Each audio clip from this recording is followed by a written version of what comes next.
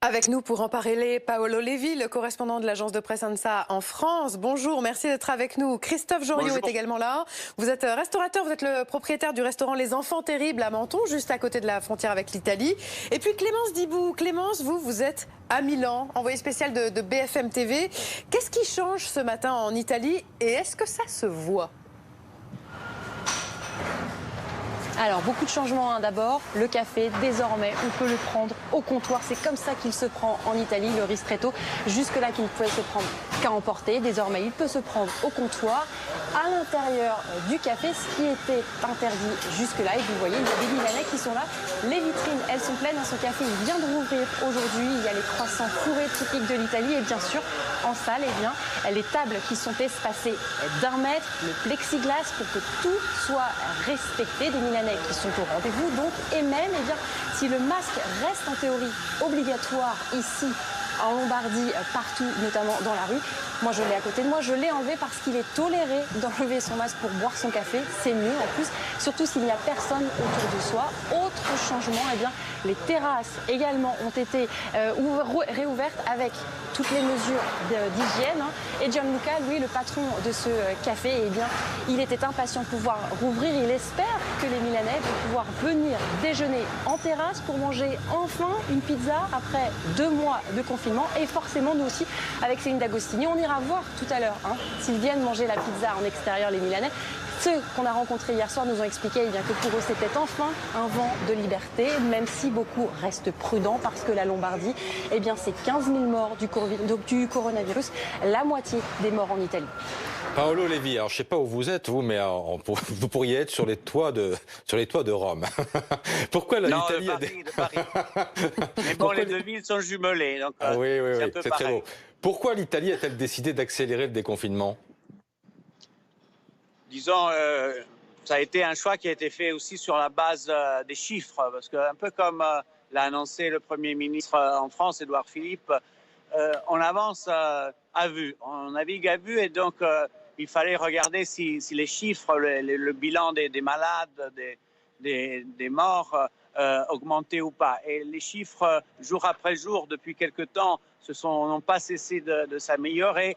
Et donc, ils ont considéré en Italie que le rapport entre la fermeture assez rigoureuse qu'on a vue même dans la phase 2, donc dans la phase de déconfinement, et la quantité, disons, de dégâts d'une ennemie invisible était peut-être trop serrée, et on pouvait se permettre d'alentir un petit peu, même si tout cela reste extrêmement fragile. Et donc, l'Italie, comme la France, est prête à reconfiner dès que les chiffres, s'il devait y avoir une nouvelle hausse, très très rapidement, il ferait machine arrière. Mais on teste. En Italie, disons, le pays a été un peu un pays cobaye, au moins en Europe, depuis le début. Et donc, aujourd'hui, il y a ce vent d'optimisme, ou en tout cas, ils se disent, après presque 2 mois et demi de fermeture pure et dure, qu'il valait peut-être le coup de tenter un retour, je ne dis pas à la normale, mais en tout cas esquisser un retour à la normale et un retour à la vie. Et le symbole du café des Italiens qui ce matin peuvent finalement boire leur café au comptoir, quoique en gardant une distanciation sociale, parce que cela reste, il y a 2 chiffres, la distanciation sociale, donc pas moins d'1 mètre entre les personnes tout le temps, et l'autre chiffre, c'est celui de la température du corps, qui ne va pas être supérieur à 37 degrés et demi, parce que sinon vraiment on ne peut pas sortir. Il y a une autre décision, Paolo Levi, c'est que les Italiens vont aussi pouvoir à partir d'aujourd'hui se déplacer d'une région à une autre sans justificatif, et ça change beaucoup de choses, non ?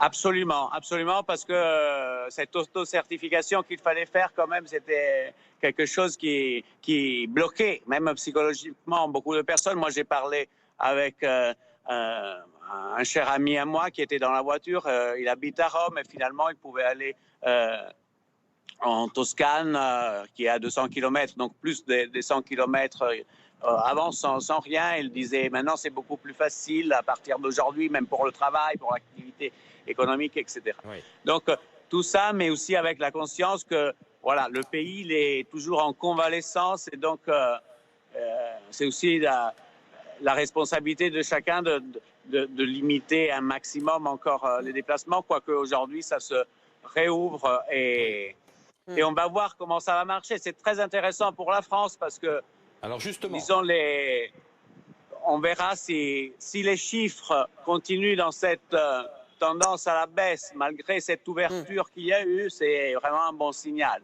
alors Mais justement, Christophe Joriot, il ne faut pas on va jeter passer la parole. parce que On va passer la parole à Christophe Joriot, qui est le propriétaire du restaurant Les Enfants Terribles à Menton. Menton, c'est à la frontière italienne.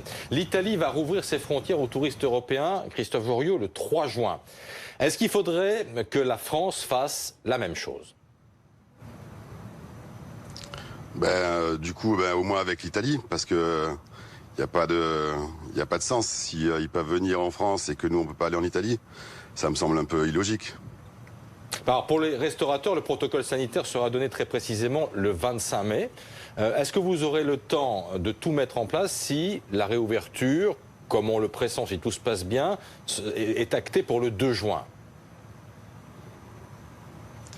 Ça va dépendre du protocole. Si le protocole est très lourd et très compliqué à mettre en place ou très coûteux, en 7 jours, ça me semble quand même pas évident. Parce qu'aujourd'hui, on ne sait rien. On ne sait pas si on va avoir le droit de mettre des ventilateurs, on ne sait pas si les brumisateurs seront autorisés, on ne sait pas si on peut mettre des masques ou des visières, on ne sait pas s'il va falloir, on sait pas exactement ce qu'il va falloir qu'on fasse. Vous, Donc par ça serait exemple, bien qu'on le sache au plus tôt. vous avez au plus vite. déjà commencé à organiser votre établissement, une table sur deux, éventuellement du plexiglas?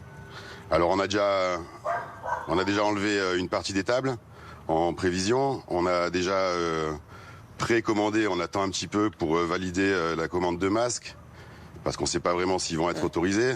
On a normalement des ventilateurs, pareil, on a attendu, on est obligé d'attendre parce qu'on ne sait pas si on va pouvoir les utiliser.